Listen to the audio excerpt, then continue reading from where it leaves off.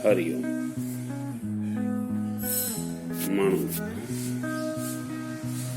माण्हू हक़ीक़त में करैक्टर सां, चरित्र सां, पंहिंजे व्यवहार सां ई सुञातो वेंदो आहे।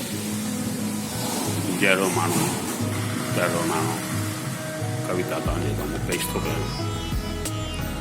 चए थो, जहिड़ो माण्हू तहिड़ो नाणो, हर को पंहिंजे अघ विकाणो। जहिड़ो माण्हू तहिड़ो नाणो, हर को पंहिंजे अघ विकाणो।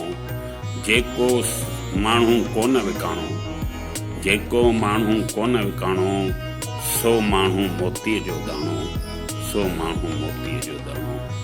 मतिलबु जहिड़ो माण्हू हूंदो उनखे असीं उहा वॾी इज़त ॾींदा आहियूं। व्यवहार में जेकर उहो चरित्र सुठो आहे त उनखे ज़रूरु उन हिसाब सां खट ते विहारींदा आहियूं गॾु पाण सां, ऐं जेकर न त उनखे ॿाहिरां ई कढी छॾीबो आहे।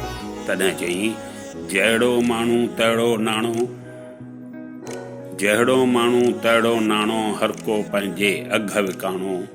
जेको माण्हू कोन विकाणो, जेको माण्हू कोन विकाणो, सो माण्हू मोतीअ जो दाणो, सो माण्हू मोतीअ जो दाणो।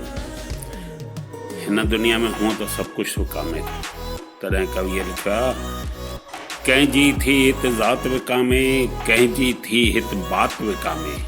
कंहिंजी थी हित ज़ात विकामे, कंहिंजी थी हित बात विकामे।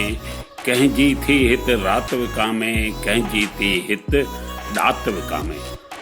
कंहिंजी थी हित रात विकामे, कंहिंजी थी हित ॾात विकामे। अहिड़े विकिरे जो न विकाणो, अहिड़े विकिरे जो न विकाणो। तंहिंखे मिलियो जेल ऐं थाणो, तंहिंखे मिलियो जेल ऐं थाणो। चए थो, हिते त हर का शइ विकाऊ आहे, पर जेको नथो विकामे, सच ते थो हले, उनखे ज़रूरु तकलीफ़ूं भोगणियूं थियूं पवनि। तॾहिं अखर आख़िरी में आया, तंहिंखे मिलियो जेल ऐं थाणो। चए थो, कंहिंजो थो हित रत विकामे, कंहिंजो थो हित सत विकामे।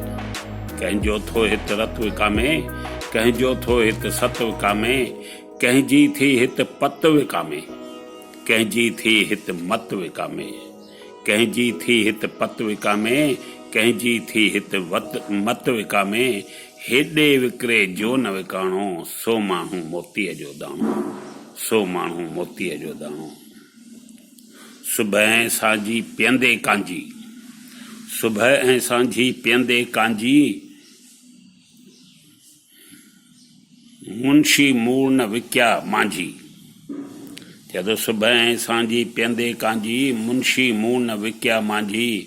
मिस्री माखीअ खां बि मिठा मूं, अहिड़ा के इंसान ॾिठा मूं। मिस्री माखीअ खां बि मिठा मूं, अहिड़ा के इंसान ॾिठा मूं। क़ौम अदल ते क़ाइमु रहंदे, क़ौम अदल ते क़ाइमु रहंदे।